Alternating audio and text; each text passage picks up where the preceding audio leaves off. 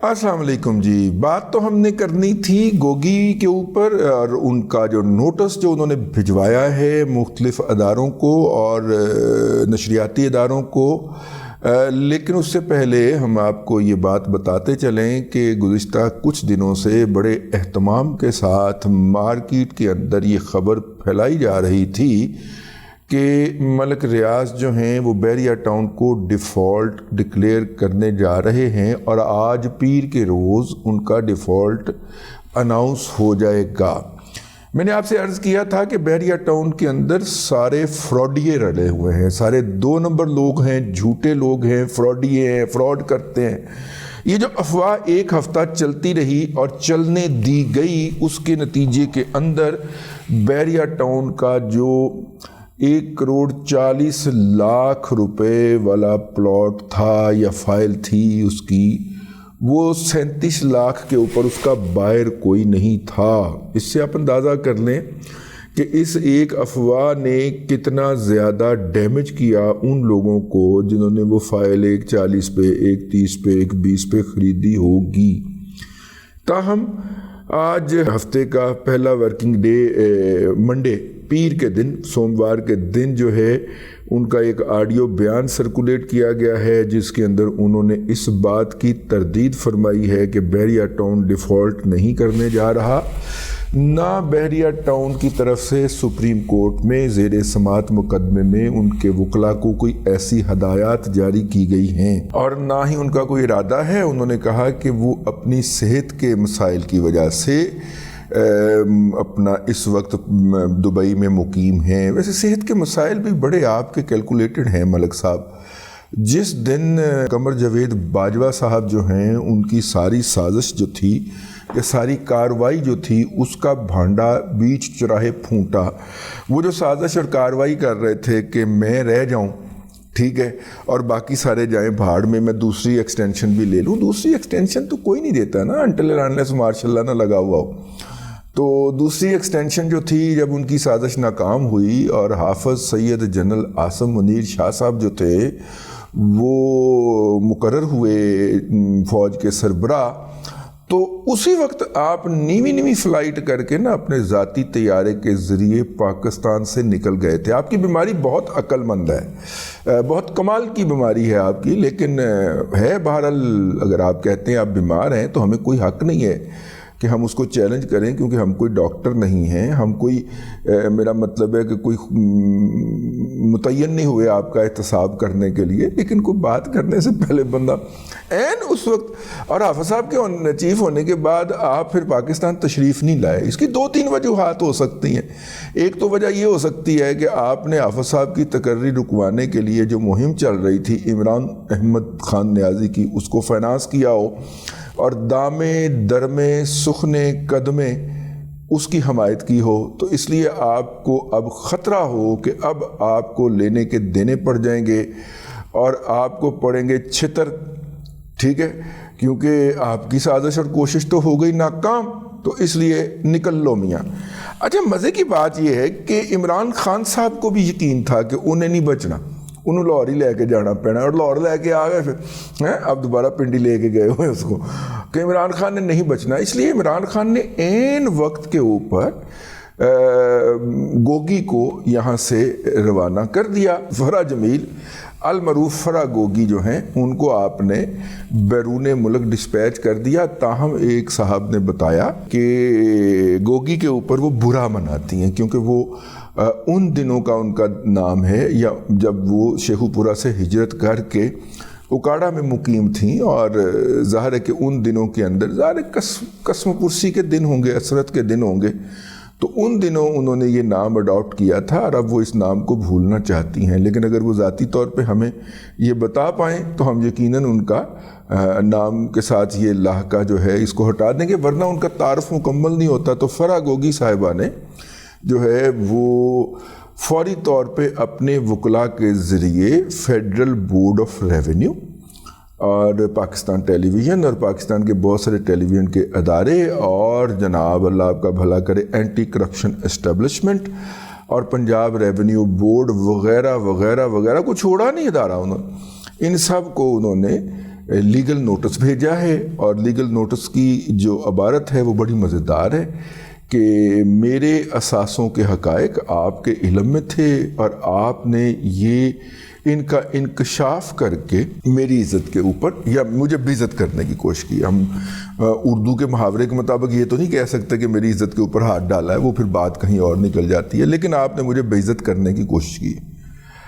اب فرح گوگی کو یا ان کے وکلاء کو یا ان کے مشیروں کو کوئی سمجھائے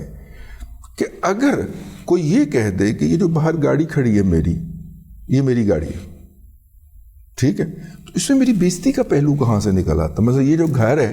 جس میں میں رہ رہا ہوں، یہ آپ کا گھر ہے؟ ہاں جی میرا گھر ہے، اس میں بےزتی کا کیا مقام ہے؟ ہاں انہوں نے یہ ضرور کہا کہ آپ کے اثاثوں کے اندر 550 گنا اضافہ ہوا ہے ان 3 سالوں کے اندر، جس کی کوئی لیگل لاجیکل جسٹیفیکیشن آپ نے کہیں فراہم نہیں کی۔ آپ فراہم کرتے، آپ بھی کوئی سلائی مشینیں چلانے کی بات کرتے، ٹھیک ہے، سلائی مشینہ نہیں، چلو مشینہ چلان دی گال کر دیں، ٹھیک ہے، تو آپ بھی کوئی کہیں کہ میری مشینیں چلتی تھیں، اس کی وجہ سے مجھے یہ انکم تھی، یہ دیکھیں میں نے اس کے اوپر اتنا ٹیکس دیا ہے، اور اگر ٹیکس نہیں دیا آپ نے تو آپ کہہ دیں کہ میری مشینیں بیرون ملک چلتی تھیں تو وہاں سے مجھے انکم آتی تھی، تو اس کے نتیجے میں وہ کوئی لاجک، کوئی جسٹیفیکیشن ہوگی نا۔ بھئی آپ کے ہاتھ میں جو انگوٹھی ہے، کوئی شخص یہ کہے یہ انگوٹھی آپ کی ہے، تو اس میں بےزتی کی کون سی بات ہوگی؟ ٹھیک ہے نا، یہی کہا گیا نا کہ یہ اثاثے آپ کے ہیں اور آپ نے ان اوے تسلیم کیا کہ آپ کے ہیں، بس اس کی لاجک نہیں نکل رہی کہ اتنی تیزی سے اس میں اضافہ کیسے ہو گیا۔ تو یہ ہے، بہرحال انہوں نے نوٹس دیا ہے، اور یقیناً ان اداروں کو ہم نے تو نہ اس کے اوپر ولاگ کیا اور اب بھی ہمیں نہ اس نوٹس کے اوپر ولاگ کر رہے ہیں، لیکن ہم گزرتے ایسے کر کے اپنا آنکھ کر کے نا اس طرح کر کے تو ویکھ رہے ہیں، تو نالے چسکے لے رہے ہیں۔ یاد ہے نا چسکا کیویں لئی دا ہے؟ وڈا مگ ہے چائے دا، تے جناب گھر دی بنی ہوئی چپس تازہ آلوਆਂ دی، آلو آن والے نے اج کل مارکیٹ چ بڑا مزہ آ رہا ہے، بڑا مزہ آ رہا ہے۔ میں نے آپ کو دیکھیے کتنی دیر پہلے کہا تھا کہ اب آپ نے ریلیکس کرنا ہے اور بیٹھ کے نا ایسے کر کے چونکڑا مار کے موڑے دے اتے تے ایک چسکی ہے مگ سے اور ایک آلو کا وہ فنگر پکڑ کے مزہ آ رہا ہے، بہت مزہ آ رہا ہے، بہت مزہ آ رہا ہے پاپا جی، بہت مزہ آ رہا ہے۔ تو دیکھنا ہے آپ نے تماشا یہ جو لگا ہوا ہے۔ بہرحال جی یہ اپنا جو ہے یہ ایک امپورٹنٹ بات ہے، انہوں نے معافی مانگنے کا مطالبہ بھی کیا ہے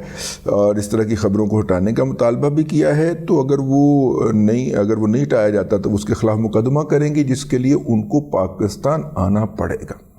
اچھا گوگی نے ایسا کیوں کیا ہے یا فرح بی بی نے ایسا کیوں کیا ہے؟ وہ انہوں نے اس لیے کیا ہے کہ پاکستان کی تاریخ کے اندر یہ بات موجود ہے کہ جب فیکٹ فوکس نامی ویب سائٹ کے اوپر جناب احمد نورانی کی جو ہے اس کے اوپر جنرل لٹائر قمر جاوید باجوہ صاحب کے اور کی بیگم صاحبہ کے اثاثے اور ان کی بہو کے اثاثے جو تھے، ان میں ایک دن میں اربوں روپے کی جو بڑھوتری دکھائی دی، اس کے اوپر انہوں نے سوال اٹھایا، تو سوال کا جواب نہیں دیا گیا بلکہ سوال اٹھانے والوں کو اٹھانے کے لیے ڈالے جو تھے وہ سرگرم ہو گئے، اور اس کے لیے پہلا جو وکٹم بنا وہ security exchange commission of Pakistan کا ترجمان تھا،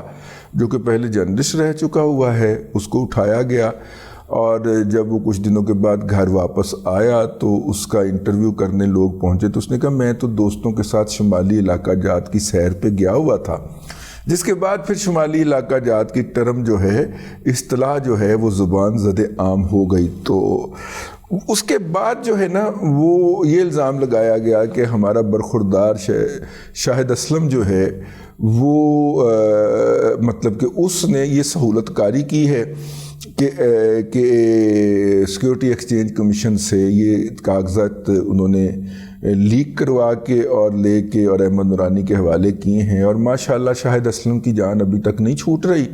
ان کے خلاف جو ہے وہ چلان بھی سبمٹ ہو گیا عدالت میں قومی راز منکشف کرنے کے۔ اب اگر گوگی کا جو ڈاکومنٹس ہیں یا اس کے جو جائیداد کی دستاویزات ہیں، جنرل لٹائر قمر جاوید باجوہ صاحب کے اثاثوں کے کاغذات جو کہ انہوں نے FBR کے اندر یا SCCP کے اندر سبمٹ کیے ہیں، اگر وہ لیک کرنا ایک جو ہے وہ قومی واردات ہے یا جرم ہے یا قومی راز اخفا کرنا ہے، تو پھر گوگی کا بھی یہ حق ہے کہ اس کو بھی حق دیا جائے کہ اس کے اثاثوں کی تفصیلات جاری کرنا بھی یہ ہے۔ یہ دو عملی نہیں ہو سکتی سر۔ جو جنرل قمر جاوید باجوہ کو حق حاصل ہے وہی فرح گوگی کو حاصل ہے، بلکہ فرح گوگی کو تو زیادہ حق حاصل ہے۔ جو خدمات فرح گوگی جو ہے وہ کرتی ہے اس قوم کی یا کرتی رہی ہیں ماضی کے اندر، اور ان خدمات سے مستفید ہونے والوں کی ایک بہت بڑی تعداد شرفا کی اس شہر کے اندر موجود ہے، وہ خدمات تو قمر جاوید باجوہ نے کبھی فراہم نہیں کی ہیں۔ قمر جاوید باجوہ نے تو قوم کو تھوک ہی لگایا ہے جب بھی لگایا ہے، بھلے وہ ریٹائرمنٹ سے پہلے کا ہو بھلے وہ ریٹائرمنٹ سے بعد کا ہو، تو قمر جاوید باجوہ صاحب نے تو تھوک ہی لگایا ہے۔ تو اس لیے گوگی کی زیادہ خدمات ہیں، اس نے تو کبھی کبھار کو ٹیکس بھی دے دیا ہے گوگی صاحبہ نے، تو انہوں نے تو کچھ نہیں کیا۔ تو اگر میرا دوست شاہد اسلم اس پہ پھنسا ہوا ہے کہ اس پہ شک ہے کہ اس نے چوری کر کے دیا تھا، تو گوگی کو پورا حق ہے کہ وہ ان جرنلسٹوں کو، ان اخبار نویسوں کو اور ان تبصرہ نگاراں کو ٹانگ دے جنہوں نے اس کے جو اثاثے جو ہیں ان کا انکشاف کیا ہے۔ انصاف کا تقاضا تو یہی ہے، باقی تکے شاہی نال تسی جو کرنا ہے کر لو۔ 75 سال تو یہی ہوندا آ رہا ہے اس ملک دے وچ، میں اس کے علاوہ اور کچھ نہیں کہتا۔ بہت ساری اور بھی باتیں تھیں لیکن آج کے اس ولاگ سے اتنا ہی، باقی باتیں آپ کے ساتھ اگلے ولاگ میں ہوں گی۔ اللہ تبارک و تعالیٰ آپ کو آسانیاں عطا کرے اور آسانیاں خلق خدا میں تقسیم کرنے کی توفیق عطا کرے۔